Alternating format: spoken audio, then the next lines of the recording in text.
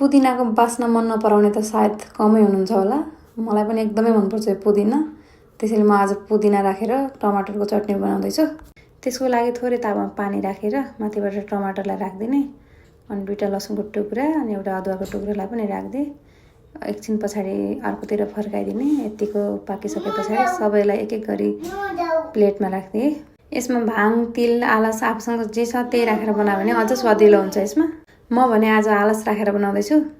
आलसलाई एकैछिन तावामा भुटिसके पछाडि ओखलीमा थोरै टिमुरको दाना राखेर भुटेको आलसलाई राखेँ। यतिको मसिनो हुने गरी भुटिसके पछाडि यसलाई खनाएर यसैमा अघि टिपेको पुदिनालाई पनि एकैछिन कुट्छु। यो पुदिना कुट्ने बेलामा घरै बसा जस्तो लाग्छ भने जस्तो बास्न मनपर्छ मलाई। अनि अघि उसानेको टमाटरलाई पनि यसैमा कुटे एकछिन। यतिको तयार भइसके पछाडि माथिबाट राख्दैछु म थोरै आलसको धुलो, प्याज, यो खुर्सानी, थोरै धनिया अनि स्वाद अनुसारको नुन। सबैलाई एकैछिन मोलिसके पछाडि अब यो खानाको लागि लगभग रेडी भइसकेको छ। यसो गर उसो गर खाने बेला 2 बजिहाल्ने, 2 बजिसक्यो। अब म खाना